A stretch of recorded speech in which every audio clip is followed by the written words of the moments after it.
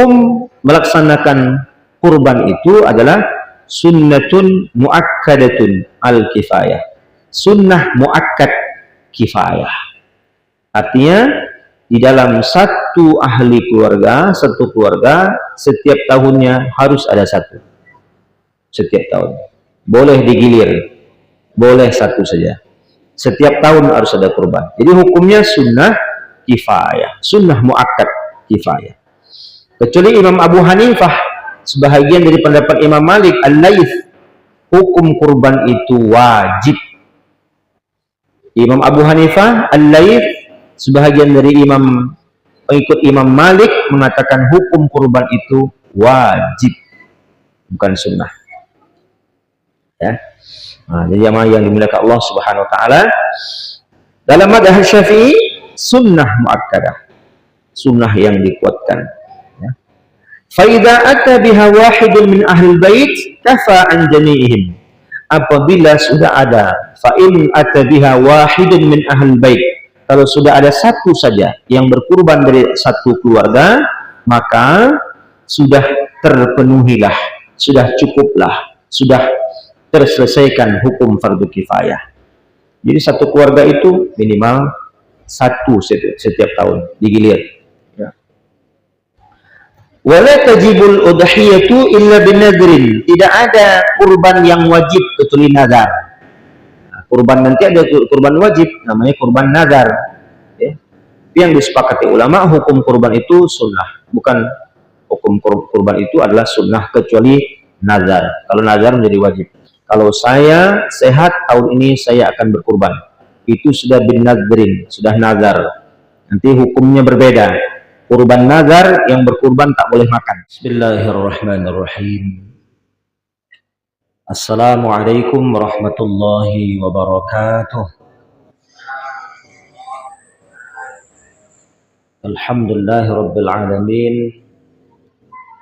الذي جعلنا لآلائك ذاكرين ولنعمائك شاكرين وعلى قضائك وبلائك من الصابرين.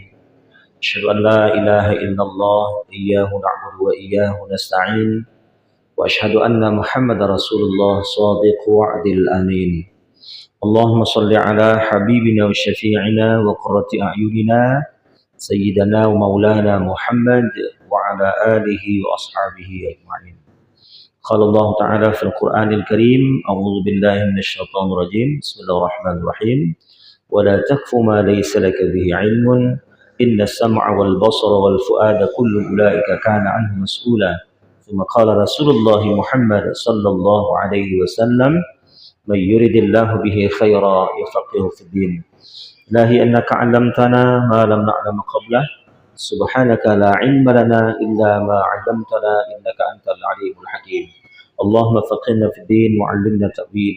ربنا زدنا علما وارزقنا فهما. رب اشرح لي صدري ويسر لي أمري واحلل عقدة من لساني يفقهوا قولي. اللهم إني أعوذ بك أن أضل أو أضل أو أزل أو أزل أو أظلم أو أظلم أو أجهل أو يجهل علي. صدق الله العظيم وصدق رسوله الكريم ونحن على ذلك من الشاهدين والشاكرين والحمد لله رب العالمين. Takrim, ta'zim kepada orang tua kami, Pak Imam, Pak Datuk, orang tua kami, para tokoh agama, tokoh masyarakat, para sesepuh, cendekiawan, bapak-bapak, ibu-ibu, jamaah salat maghrib, menjelang isya, jamaah ta'lim yang dimuliakan Allah Subhanahu wa taala. Alhamdulillah, mari kita bersyukur pada Allah Subhanahu wa taala. Sungguh Dialah Allah Subhanahu wa taala yang telah memberikan kepada kita berbagai nikmat. Alhamdulillah yang dengan nikmat itu malam hari ini kita dapat sama-sama duduk sejenak memuliakan majelis ilmu. Mudah-mudahan majelis ini majelis yang juga akan mempertemukan kita, menyatukan kita kelak bersama di dalam syurganya Allah Subhanahu wa taala. Salat dan salam mari sama-sama kita hadiahkan kepada yang mulia Nabi Muhammad Rasulullah sallallahu alaihi wasallam. Semoga salawat dan taslim kita akan memperoleh syafaat kelak dari Nabi kita Muhammad sallallahu alaihi wasallam. Ibu bapak sekalian, para jemaah yang dimuliakan Allah Subhanahu wa taala. Tema kita hari ini adalah menyangkut masalah kurban. Memang ini masih di penghujung Syawal, 28 Syawal ya.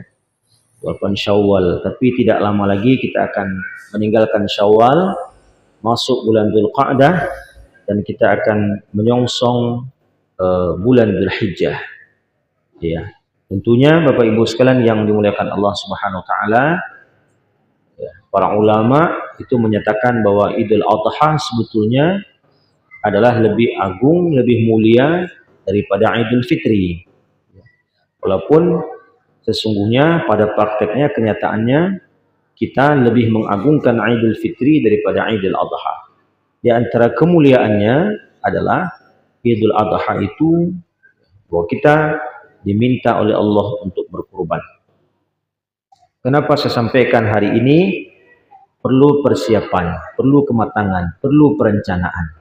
Perencanaan, niat dari sejak hari ini sudah ditanamkan dengan menyisihkan sedikit rezeki untuk membeli seekor kambing atau membeli seekor lembu ya, sesuai dengan kemampuan kapasitas kita bersama. Bapak Ibu sekalian yang dimuliakan Allah Subhanahu wa taala, di dasar perintah kurban itu adalah salah satunya surah Al-Kautsar. A'udzubillahi minasyaitonirrajim. Inna a'tainakal kautsar fasholli lirabbika wanhar. Inna syani'aka huwal abtar. Bapak Ibu, ada yang pernah bertanya, Ustadz boleh nggak surah Al-Kautsar ini saya baca pada saat saya menyiram air di atas kubur ziarah? Ya. Sebetulnya semua ayat itu mengandung rahmat. Nunazzilu minal Qur'ani ma huwa syifaa'un wa rahmat. Tapi ingat, kalimatnya di Al-Qur'an itu ada menggunakan min at-tab'id. Wa nunazzilu minal. Minal itu menandakan bahwa tidak semua ayat, ya, tidak semua ayat itu ya bisa digunakan untuk semua persoalan. Kalau Al-Kautsar, surah Al-Kautsar digunakan untuk dibaca di atas kubur, ini ghairu munasib, tidak sesuai. Ya, masa baca Al-Kautsar, inna a'tayna tentang kurban di atas kubur. Ya. Ustadz, karena itu yang saya hafal. Nah, itu lain cerita. Kalau mau itu yang dihafal, atau saya mau buru-buru baca yang pendek-pendek aja. Kalau yang pendek, kenapa dibaca Al-Kautsar? Al-Ikhlas saja. Nah, ya. Tapi ini pernah ditanya. Dia ketika menyiram air di atas kubur baca surah Al-Kautsar. Hati-hati memahami ayat Al-Quran. Ya, mungkin kalau mengamalkannya sepatutnya sesuai dengan maqasid, tujuan ayat itu. Tapi bagi orang-orang yang tidak tahu, tidak mengerti, mungkin nanti masuk kategori raf'ul qalam, diangkat dari hukum tidak berdosa bagi orang yang belum mengerti mengamalkan. Yang jadi masalah orang yang mengerti tapi salah memahami Al-Quran. Misalnya menggunakan surah Al-Mujadalah ayat 11. Ya ayyuhalladzina amanu idza qila lakum tafassahu fil majalis fafsahu yafsahillahu lakum wa idza qila ansuzu fansuzu yarfa'illahu alladhina amanu minkum walladzina utul ilma darajat. Ada yang menggunakan ayat ini, digunakannya, dipahaminya ayat ini menjadi dasar qarinah bahwa sholat itu dianjurkan atau sholat itu boleh berlapang-lapang. Nah, ini yang jadi masalah. Ya, inilah yang selama ini diamalkan di pondok pesantren Az-Zaitun. Sholat jamaah itu dikerjakan dengan cara dijarang-jarangkan, menggunakan qarinah, menggunakan dalil surah Al-Kautsar, surah Al-Mujadalah ayat 11. Kalimat perintah berlapang-lapang pada ayat ini tidak dimaksudkan untuk melaksanakan sholat. Idza qila lakum tafassahu, kalau diminta kalian untuk berlapang-lapang. Bagaimana asbabun nuzul, sebab turunnya ayat ini? Ayat ini berbicara tentang ketika Nabi dalam majelis ilmunya datang sekelompok orang dari Ahlu Badrin mau masuk bergabung dalam majelis ilmu Rasulullah, tapi karena tempatnya sudah sangat padat, ya, sahabat itu kalau sudah mendengarkan taklim pengajian dari Nabi tidak bergerak, fokus tatapannya kepada Nabi, saking seriusnya. Karena kata sahabat, Nabi itu kalau sudah bicara tentang kiamat seolah-olah besok kiamat. Nabi kalau udah bicara tentang azab kubur seolah sedang berada di alam kubur. Begitulah makanya sahabat itu sangat fokus mendengar kajian Nabi. Akhirnya ketika ada orang-orang datang, masing-masing tidak peduli, masa bodoh. Maka kata Nabi, tafassahu, lapangkan, biar orang yang terlambat ini dapat tempat untuk duduk. Jadi ayat itu digunakan untuk majelis ilmu berlapang-lapang. Ya, itu dia di masa Nabi begitu dia. Tapi kalau ayat hari ini nggak perlu ayat itu, udah lapang pengajian kita ya, insya Allah. Jadi intinya, bagaimana orang yang menafsirkan Al-Quran itu secara liberal, sesuai dengan kepentingan dirinya, kepentingan kelompoknya, atau hanya untuk memenangkan kelompoknya saja. Man fassara al-Qur'ana bi ra'yihi falyatabawa maq'adahu minan nar. Siapa yang menafsirkan Al-Qur'an sesuai dengan kehendak hatinya, sesuai dengan pikirannya, dia terjemahkan, dia tafsirkan secara bebas, sesuka hatinya, ini falyatabawa maq'adahu minan nar. Maka dia sudah mempersiapkan kursinya di dalam neraka. A'udzubillahi min dzalik. Maka hati-hati, kalau nggak punya ilmu dalam menafsirkan Al-Quran, sebaiknya cukup mendengar saja. Ya, mendengar saja. Membunuh dosanya lebih kecil daripada memfitnah. Dari mana dalilnya itu? Apakah ada dalil yang mengatakan bahwa memfitnah dosanya lebih besar daripada membunuh? Nah, itu pemahaman salah. Ada Ustaz, al-fitnah itu asyaddu minal qatli. Fitnah itu dosanya lebih berat daripada pembunuhan. Fitnah yang dimaksudkan pada ayat itu bukanlah fitnah menebarkan isu negatif. Ya. Tidak semua kata dalam Al-Quran itu maknanya satu, lafdzun musyarak. Al-Quran itu setiap satu kata artinya bisa banyak. Ya. Nah, jadi kata fitnah itu bukan hanya memberikan, menebarkan informasi yang negatif atau hoax, tapi fitnah ini juga bisa berarti ibtila, ujian. Ya, man mata biyaumil jum'ah wa lailatiha waqahu Allahu fitnatal qabri. Siapa yang mati di hari Jumat atau malam Jumat, malam ini meninggal dunia atau besok, man mata biyaumil jum'ah wa lailatiha waqahu Allahu fitnatal qabri, maka dia akan selamat dari fitnah kubur. Apa yang dimaksud dengan fitnah kubur di sini? Ujian, pertanyaan di alam kubur. Nah, jadi fitnah itu tidak semata-mata artinya menebarkan isu yang negatif. Jadi hati-hati menempatkan ayat. Bapak Ibu sekalian, ini dasar ayat yang disepakati ulama. Ya, bisa dijadikan sebagai dalil untuk menetapkan perintah mengerjakan kurban, melaksanakan kurban.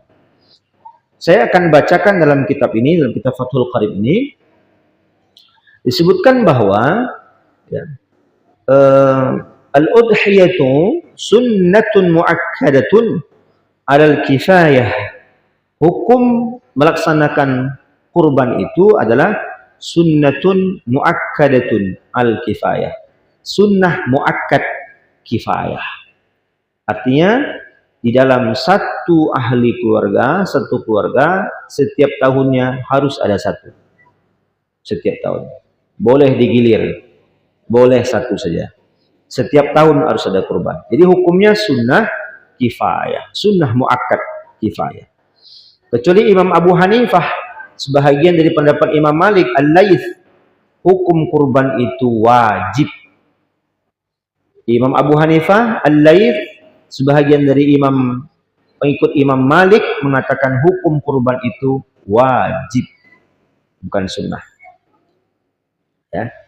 Nah, jadi yang dimuliakan Allah Subhanahu Wa Taala, dalam mazhab Syafi'i sunnah muakkadah, sunnah yang dikuatkan. Faida ata biha wahidun min ahlul bait kafa an jami'ihim. Apabila sudah ada, fa in ata biha wahidun min ahlul bait, kalau sudah ada satu saja yang berkurban dari satu keluarga, maka sudah terpenuhilah, sudah cukuplah, sudah terselesaikan hukum fardu kifayah.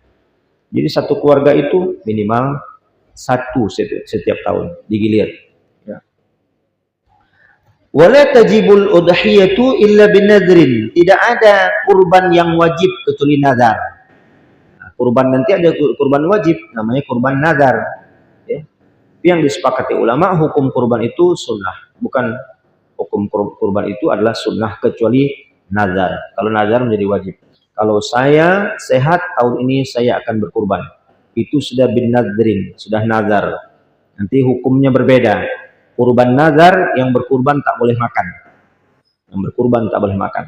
Ya. Jadi Bapak Ibu sekalian yang dimuliakan Allah Subhanahu wa taala, untuk kita yang tidak bernazar, maka hukum kurban itu sunnah muakkadah. Ya. Ustaz, nah ini langsung kita pada persoalan. Wa yujzi'u fiha al-jad'u min ad-dha'ni wa huwa ma lahu sanatun wa ta'ana fi tsaniyah. Ini ada ketentuan tentang binatang kurban, syarat-syaratnya. Saya ingin sampaikan terlebih dahulu Bapak Ibu sekalian yang Allah, bagaimana kalau ada orang yang berkurban 1 ekor lembu untuk 7 orang? Ada perbedaan di kalangan ulama, ada yang mengatakan 1 ekor lembu untuk 7 orang itu dianjurkan 1 keluarga. Dianjurkan 1 keluarga. Tapi bagaimana kalau tidak 1 keluarga? Boleh nggak? Boleh. Ya. Nah, dengan kawan-kawan. Boleh. Jadi hanya saja ada orang-orang yang buat anekdot, guyon. Binatang kurban ini kan kendaraan di akhirat. Ya. Jadi kalau ada yang kurbannya 1 ekor lembu, 7 orang yang tidak 1 keluarga, nanti jangan-jangan gara-gara 1 orang nggak masuk surga, tertunda dia naik kendaraan kurban. 7 nih nggak 7-7-nya masuk surga, 1 nggak masuk surga. Tunggu dulu sampai yang 1 nih, ini guyon, anekdot. Ada lagi yang bilang, kalau kurban itu 1 ekor lembu 7 orang bukan sama-sama 1 keluarga, nanti takutnya waktu naik kendaraan kurban itu istrinya digondol orang lain, kan? Nah, ikut sama orang lain. Ya. Jadi kalau 1 keluarga semua, 1 ekor lembu, 7 orang masuk surga, 7 keluarga semua. Tapi kalau istri kita gabung sama orang lain, waktu nanti masuk surga, istri kita naik lembu sama orang lain, kan? Naik binatang. Jadi di akhirat itu kan termasuk kendaraan untuk titian siratal mustaqim itu termasuk binatang kurban. Ya. Tapi itu anekdot saja, nggak boleh pakai logika akal. Ini bahayanya kalau memahami Al-Quran atau hadis menggunakan semata-mata logika akal. Karena akal kita ini punya keterbatasan. Ya. Beda kalau hati tidak punya keterbatasan. Kemampuan hati itu bisa menembus semuanya. Tapi kalau akal punya keterbatasan. Bapak Ibu sekalian yang dimuliakan Allah Subhanahu wa taala, man kana lahu sa'atun falam yudhi fala yaqrabanna musallana. Di hadis Nabi SAW dikatakan dari Imam Ibnu Majah, Sahih Ibnu Majah, siapa yang mampu berkurban tapi tak mau dia berkurban, fala yaqrabanna musallana, maka jangan sekali-sekali mendekati musallaku. Ya, musalla itu ada yang mengatakan adalah tempat Nabi SAW itu beristirahat di akhirat, tempat yang luas, musolla. Ya. Tapi ada yang mengatakan musolla yang dimaksudkan di dunia. Ya. Kalau hidup bersama Nabi, Nabi ancam orang yang mampu tak mau kurban ketika Nabi hidup bersama Nabi, jangan dekat-dekat sama Nabi. Jadi di akhirat juga orang yang mampu tapi tidak mau kurban, jangan berharap bisa dekat dengan Nabi SAW. Jangan berharap bisa dekat-dekat dengan Nabi. Fala yaqrabanna musallana. Itu juga berlaku di akhirat. Orang yang mampu. Siapa orang yang mampu itu? Orang yang mampu itu adalah orang yang punya bekal selama hidupnya 4 hari. Bisa makan 4 hari. Hari raya pertama, 2, tasyrik, 3, 4, ya. 4 hari berturut-turut ada makanan yang bisa dimakan. Ada kelebihan harta, maka baginya dianggap mampu, maka dia diperintahkan untuk berkorban. Selama 4 hari itu terpenuhi hajat hidupnya. Ya. Di Bapak Ibu jamaah yang dimuliakan oleh Allah Subhanahu wa taala, ya. Bagaimana kalau berkurban itu sebetulnya yang afdal itu lembu atau kambing? Sebetulnya kalau kita lihat pendapat para ulama, yang afdal itu kambing. Ya, kambing. Ya. Karena kalau satu ekor kambing satu orang itu lebih afdal daripada satu ekor lembu 7 orang. Lebih afdal. Ya. Satu ekor kambing untuk satu orang. Ya. Tapi kalau nanti kita bicara konsep fikih dalam pemahaman kontekstual, hari ini kalau ditanya sama orang-orang miskin waktu kita mau bagi-bagi daging kurban, orang miskin biasanya ya itu cenderungnya lebih mau lembu daripada kambing. Jadi sifatnya juga kondisional, situasional, kontekstual. Ya. Kalau dulu memang kambing, karena memang sahabat-sahabat dulu suka makan kambing.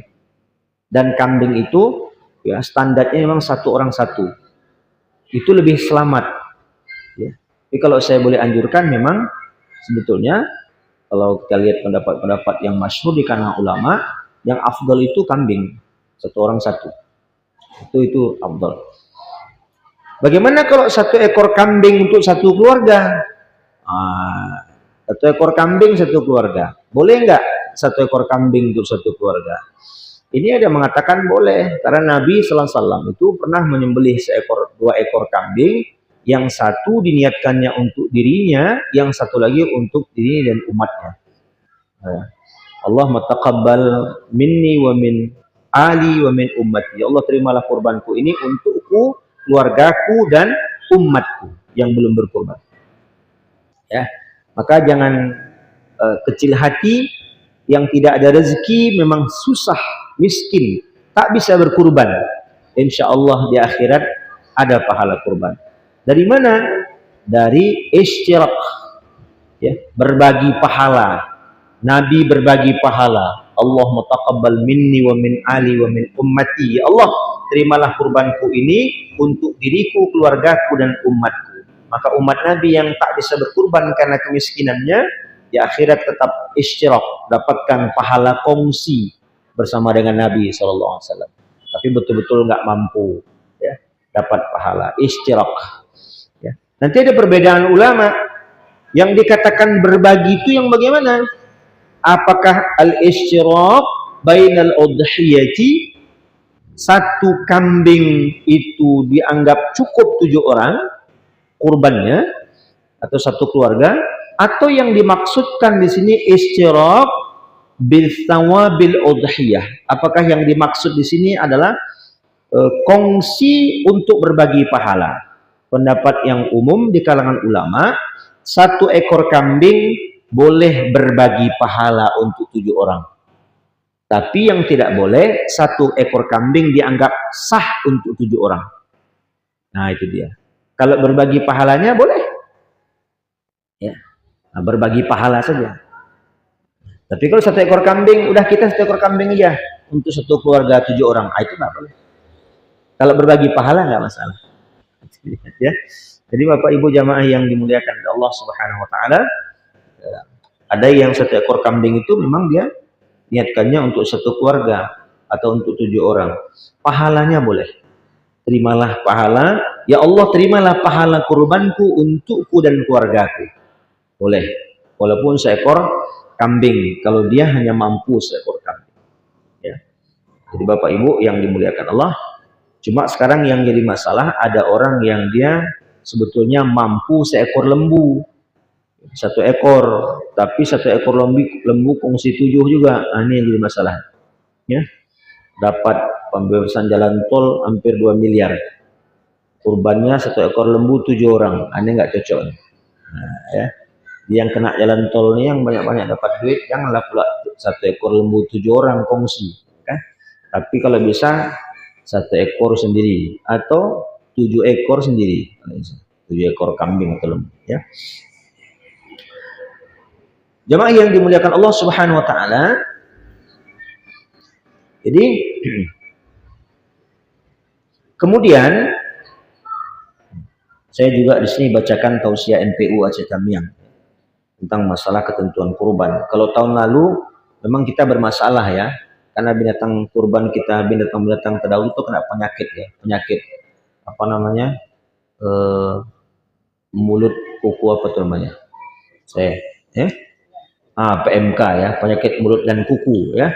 Lalu itu pun kalau begitu, eh, sekali lagi Bapak Ibu saya ingin sampaikan, ya, menganalisis beberapa hadis. Kalau sudah terjadi kelangkaan ya binatang, artinya semua binatang terkena PMK, secara hukum tak masalah selama eh, dagingnya, kualitas dagingnya tidak bermasalah ya, walaupun kena PMK ya. Ustaz, kalau di kampung kami nggak ada kambing lagi, nggak ada lembu lagi, kiamat ya. Apabila di satu negeri sudah tidak ada lagi kambing dan lembu, itu isyarat kiamat. Karena kiamat itu nggak ada makanan lagi. Makanan yang dihalalkan itu termasuk kambing dan lembu. Jadi kalau ada yang bilang udah payah nyari kambing, udah payah nyari lembu, ini mau kiamat dan nih. Nah, ya. Sehat tidak cacat. Ada yang cacat. Bagaimana cacat yang dimaksudkan yang tak boleh dijadikan hewan kurban? Cacat yang mempengaruhi kualitas dan kuantitas dagingnya. Kualitasnya terganggu, kuantitasnya juga bermasalah. Penyakit yang menjadikan binatang itu berkurang dagingnya, kualitas dan kuantitasnya, itu yang tak boleh, itu yang dianggap cacat. Tapi kalau sekedar dia terpotong telinganya, tak mengganggu kualitas dagingnya, juga tidak mempengaruhi harganya, tidak ada masalah. Ya. Bapak Ibu jemaah yang dimuliakan Allah Subhanahu Wa Taala. Kemudian syaratnya adalah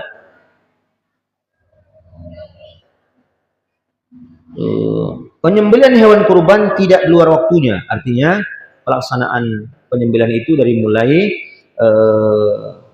sesudah pelaksanaan sholat Idul Adha sampai dengan terbenam matahari di hari tasyrik, sampai terbenam matahari, sebelum terbenam matahari di hari tasyrik ya, masih dibolehkan menyembelih hewan kurban. Kemudian yang paling penting bagi orang yang berkurban, syaratnya muslim atau muslimah. Dulu pernah di Jakarta itu, waktu Ahok jadi gubernur, beliau itu menghadiahkan seekor lembu untuk dikurbankan ketika beliau gubernur. Bagaimana hukumnya? Untuk dia tidak sah. Tapi kalau itu dia hadiahkan kepada seseorang, dihadiahkannya, kemudian itu dijadikan hewan kurban, tak ada masalah. Ya. Cuma nanti Bapak Ibu sekalian tak boleh atas nama dia. Ya. Bismillahirrahmanirrahim. Allahumma taqabbal mahadil adhiyah li Ahok. Tak boleh. Ya kan? Tak bisa. Karena kalau Ahok masuk Islam nggak tahu kita. Ya. Nah, mungkin Ahok gandeng sama Anies mungkin nanti. Misal ya. Allahu a'lam bishawab. Ya. Jadi orang kafir tidak sah, tapi orang kafir boleh menerima daging kurban. Kalau kita punya tetangga yang kafir, berikan daging kurban kita. Berikan sebagai syiar, berikan. Kemudian dewasa, baligh, ya, yang berkurban itu baligh, berakal. Anak-anak tak ada kewajiban berkurban. Ya. Kemudian mampu, di situ ya, syarat kurban itu mampu. Mampu itu adalah orang yang terpenuhi kebutuhan pokoknya dari hari raya pertama sampai hari tasyrik. Itu yang dianggap sebagai orang yang mampu. Kurban ini sunnah muakkadah alal kifayati kulla sanah. Kurban ini sifatnya sunnah muakkadah kifayah setiap tahun. Setiap tahun. Ya. Bukan seumur hidup sekali. Bukan seumur hidup sekali. Ini ada yang salah memahaminya. Ada yang berkurban itu seumur hidup sekali. Salah ya. Setiap tahun. Bapak Ibu sekalian, jemaah pengajian yang dimuliakan Allah Subhanahu wa taala, bolehkah kurban itu diserahkan kepada kelompok atau pada lembaga-lembaga sosial. Kalau di kota-kota besar itu ada yang kurban itu dikasih ke lembaga sosial, di kurban saya, mereka yang menyembelihnya, ya, boleh-boleh saja, tak ada masalah, ya. Sejauh memang jelas pembagiannya. Cuma yang jadi masalah lagi ada yang bertanya tentang masalah ini paling sering pertanyaannya. Boleh nggak orang yang belum akikah berkurban? Bapak Ibu sekalian yang dimaksud Allah, akikah ketentuannya itu tanggung jawab orang tua. Tapi di fatwa MPU Aceh, kalau anak sudah balik, sudah berakal, sudah mandiri, sudah punya penghasilan, itu akikah berpindah ke pundak anaknya, tidak di pundak orang tuanya lagi. Ya, kalau anaknya sudah balik, berakal, sudah mandiri, sudah punya penghasilan, maka kewajiban melaksanakan perintah akikah berpindah dari orang tua kepada anak. Misalnya ketika masih kecil, anaknya orang tuanya belum mampu, anaknya sudah bekerja, berakal, balik, maka kewajiban akikah itu berpindah kepada anaknya. Sementara orang yang belum akikah, bolehkah dia berkorban? Bapak Ibu, ini harus kalau bisa kita dudukkan. Kalau saat sekarang kita bicara tentang akikah, bicara tentang kurban sekarang, Ustaz saya punya ada rezeki, tapi sebelum akikah, mana yang lebih utama, kurban atau akikah? Kalau sekarang kita membahasnya, utamakan akikah, karena masih ada sebulan lagi untuk kurban. Tapi kalau kita sedang bicara tentang masalah mampu, ada harta, ada kemampuan untuk menyembelih hewan binatang itu di hari kurban, mana yang lebih utama? Walaupun belum akikah, kurbanlah. Ya. Nah, itu namanya muwaqqat, waktunya sudah diikat. Waktunya. Di bulan Dzulhijjah di hari raya kurban, dia belum akikah. Belum akikah, gimana nih Ustaz? Apakah saya boleh kurban? Kurban silahkan, karena sudah masuk waktu kurban. Tapi kalau hari ini bicara tentang kurban, belum masuk waktunya. Ada rezeki akikah dulu, kurban belakangan. Bagaimana kalau seandainya kami nanti berkurban itu bercampur berkumpul 7 orang 1 ekor lembu, di antara kami ada yang niatnya akikah. Bolehkah? Boleh, tidak ada masalah. Nah, kan? Tidak ada masalah. Cuma nanti harus dipilah. Ya, agak repot panitia. Ya.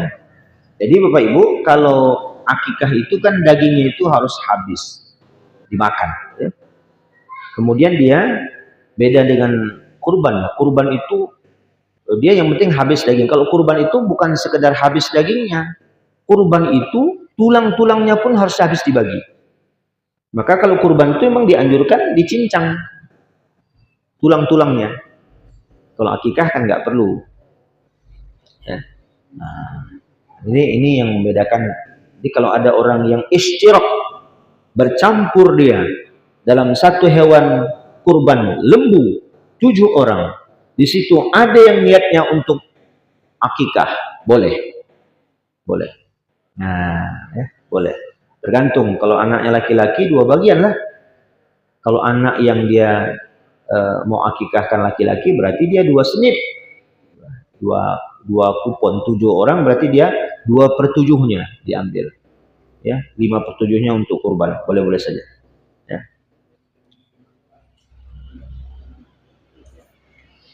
Bapak Ibu sekalian yang dimuliakan Allah Subhanahu wa taala,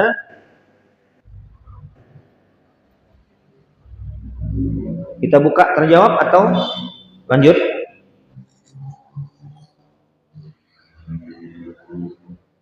Ya. Jadi memang anjuran berkurban itu salah satunya anjurannya adalah yang berkurban itu langsung dia sendiri yang menyembelihnya. Yang berkurban itu langsung dia sendiri yang menyembelihnya, itu anjuran. Tapi Bapak sekalian, dalam beberapa kitab-kitab yang jarang ditelaah, ada juga kajian tentang hukum membeli hewan kurban yang dibeli dari seseorang yang mengembalakan kambing atau lembunya di tanah tanah yang tanah syubhat, tanah perbatasan, tanah milik orang, atau di tanah yang tak boleh dilepaskan binatang ternak. bagaimana hukum membelinya. Ini ada dikaji, misalnya kita beli lembu, kita tahu lembu itu sumber makanannya ya, dilepas, tapi di daerah, di kawasan tak boleh dilepas ternak. Ya, artinya nggak boleh dia makan makanan yang merusak harta orang. Misalnya lembu itu makan makan daun ubi misalnya kan. Itu kalau kita mau beli lembu yang kita tahu selama ini merusak jiran tetangga karena makan daun ubi dan sebagainya, minta kepada yang punya lembu bayar dulu, ganti rugi dulu. Ya. Ganti rugi. Lembu bapak sudah makan rumput tetangga, yang tetangga itu nggak diizinkannya rumputnya dimakan sama lembu, atau tanaman. Jadi kalau kita mau beli, kalau kita tahu lembu itu makan punya tetangga, suruh dia tebus dulu, bayar dulu, ganti rugi dulu. Itu dianjurkan.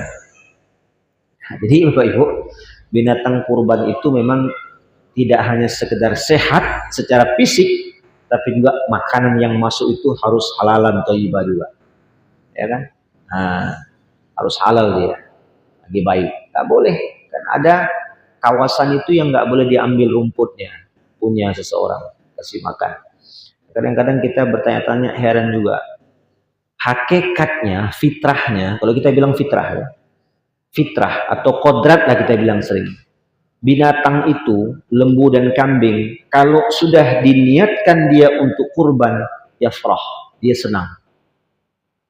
Hakikatnya begitu. Kalau dia sudah diberikan lakop, ini lembu ini untuk kurban, itu udah senang dia. Ini kambing ini mau saya kurbankan, senang hakikatnya. Ya. Jadi kalau dia senang, ketika mau disembelih, dia senang, yafrah. Kalau sekarang coba lihat, orang mau nyembelih hewan kurban. Minimal harus 5 orang. Satu di kepala, satu di kaki, satu nekan perut, ya. Pakai kayu lagi, diikat, tekan lagi kepalanya. Ya. Belum disembelih udah tersiksa, dia udah kesakitan dia. Ya. Tarik lagi, ikat lagi. Ya. Kan begitu yang selama ini kita lihat. Kalau mau menyembelih kurban, kalau nggak ada yang megang, kalau kita lihat di media sosial tuh ada beberapa orang yang menyembelih kurban sendiri aja, digulingkannya. Ya. Binatang itu ikhlas sekali, karena memang dia senang. Ya. Kambing itu, lembu itu, kalau sudah diniatkan dia untuk dikurbankan, dia senang. Ya, hakikatnya yafrah. Ya. Makanya kita heran nih, banyak binatang nih kalau disembelih, panitia itu harus yang kuat-kuat yang megang. Kalau tak kuat-kuat habis. Ada yang sedang taruh parang tuh, terangkat parang tuh. Belum lagi habis, belum mati, terangkat parang. Kalau gitu nggak boleh disembelih lagi. Ya, kalau disembelih lagi berarti sudah menyiksa binatang. Binatang tuh waktu ditarik sekali belum mati, ya kan? Ini kejadiannya. Kejadian waktu itu di Kota Lintang. Ada kejadian waktu ditarik sekali, terangkat parangnya, ya. Tapi lembu itu belum apa-apa, masih satu. Di antara halqun mari, 2 saluran itu baru satu yang kena, yang satu masih utuh. Jadi dia satu ngucur, satu lagi masih utuh. Jadi nggak mati-mati. Sudah disembelih hampir 1 jam, nggak mati-mati. Itu udah tersiksa binatang. Ya, tersiksa. Ya, gimana caranya? Bapak Ibu sekalian. Ya. Boleh nggak disembelih lagi? Itu dianjurkan kalau seperti itu kejadiannya, tukar orang yang menyembelih. Tukar orang. Bila perlu tukar terus parangnya. Jangan parang yang sama. Tukar. Dia udah tersakiti dengan parang yang pertama. Ya. Tukar orangnya. Kalau dia tidak disembelih lagi, nggak mati-mati. Sudah hampir 1 jam. Ngorok. Tak mati-mati. Jadi ambil satu orang lagi, orang lain lagi sembelih. Ya. Sebetulnya nggak boleh. Kalau ada binatang disembelih nggak mati-mati, berarti tak terpenuhi syarat penyembelihan. Ya. Nah, karena yang harus kena itu bukan halqun mari saja, tapi ada urat-urat tertentu yang harus kena. Jadi Bapak Ibu sekalian yang dimuliakan Allah Subhanahu wa taala, Eh, bagi orang yang tidak paham, nggak usah coba-coba. Karena dianjurkan berkurban tuh yang menyembelih adalah yang berkurban. Kalau nggak mampu, nggak berani, jangan coba-coba. Ya, nanti tersiksa dia. Tarik, nggak kena, tarik, nggak kena. Sekali kena, putus semuanya. Ya, ya. Emosi dia kan, itu tak boleh juga putus semuanya. Ya. Kalau yang tak biasa, Bapak Ibu sekalian, ya, jangan nanti, Bang, kata Ustadz tuh dianjurkan yang berkorban nyembelih sendiri. Datang suaminya asah tiap malam, ya, tiap malam diasah. Ya. Sekali tarik putus semuanya. Ya. Hati-hati juga, ya. Makruh dia, makruh. Ya. Bapak Ibu jemaah yang dimuliakan Allah Subhanahu Wa Taala, jadi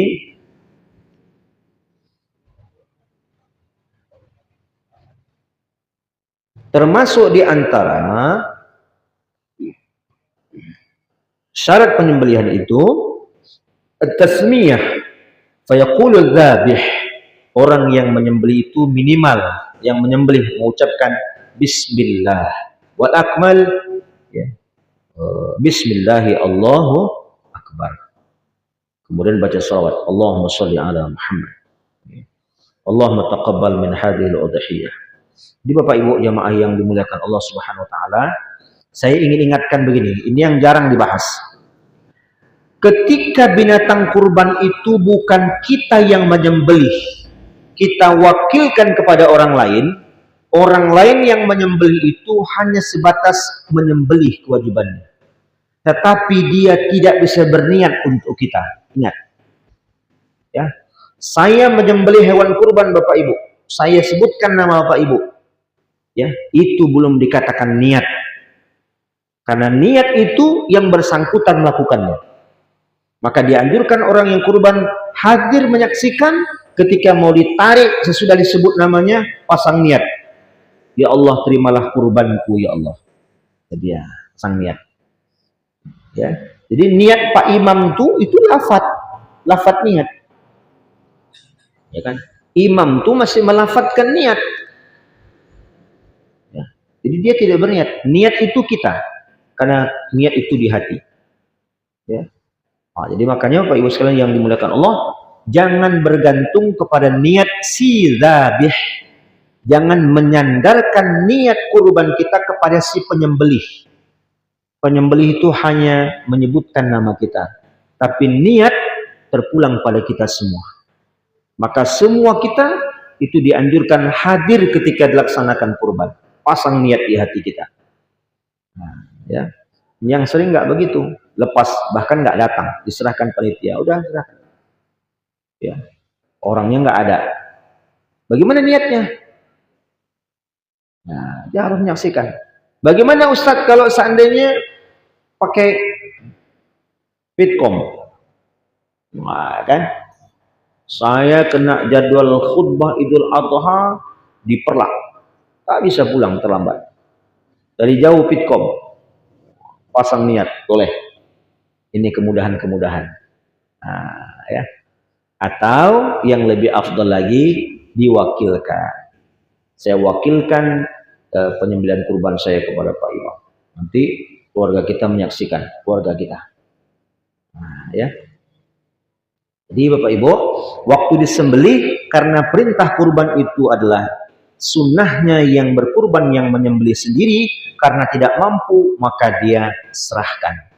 Kami serahkan, satu orang pun jadi. Kami serahkan penyembelihan hewan kurban ini kepada Pak Imam. Serahkan. Nah, ya.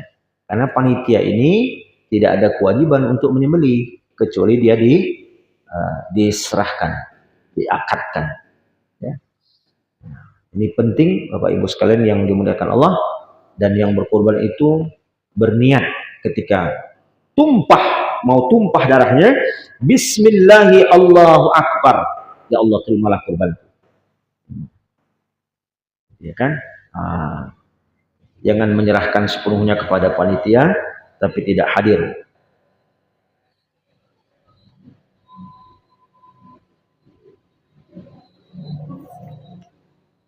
sewaktu. Nah ini ada persoalan-persoalan terkait dengan masalah dagingnya, apa kulitnya boleh nggak ini ada juga pembahasan. Kulitnya boleh nggak dijual, bulunya, ya ini masalah juga ya. Bapak Ibu sekalian yang dimuliakan Allah, kurban ini sampai tulang pun dicincang, kulit pun dicincang, itu yang afdal. Ya, tak boleh dia jadikan upah atau dijual. Kecuali nanti ada hal-hal tertentu dianggap ini tabdzir, ya, ketika dibagi dicincang kulitnya tabdzir, mubadzir, tak dimakan misalnya kan, daripada dia dibuang, mungkin boleh-boleh saja orang yang berkurban itu mengamanahkan, memberikan, menghadiahkan kulitnya pada seseorang atau mensedekahkannya pada seseorang, ya, daripada tabdzir, ya, dicincang-cincang tabdzir. Siapa yang makan kulit-kulit segitu? Nggak ada. Udahlah, kulit itu diambil, sedekahkan sama orang miskin atau dihadiahkan. Ya, hadiah boleh, sama yang panitia menyembelih hadiah boleh, tapi kalau upah nggak boleh. Dibedakan ya antara hadiah, upah, kemudian sedekah. Kalau kulitnya dijadikan upah, haram hukumnya, tidak sah kurbannya. Tapi kalau kulitnya dihadiahkan atau disedekahkan boleh, bukan upah. Ini menyangkut dengan persoalan tabdzir. Itu masih waktu ya. Nah, baik Bapak Ibu sekalian yang dimuliakan Allah, memang sekali lagi masih 1 bulan, tapi tidak ada salahnya kita beristiadat, berniat sejak hari ini. Ya, saya akan berkurban tahun ini. Minimal Bapak Ibu sudah bisa mengurangi pengeluaran-pengeluaran yang tidak penting, ya, mengurangi daripada banyak-banyak nanti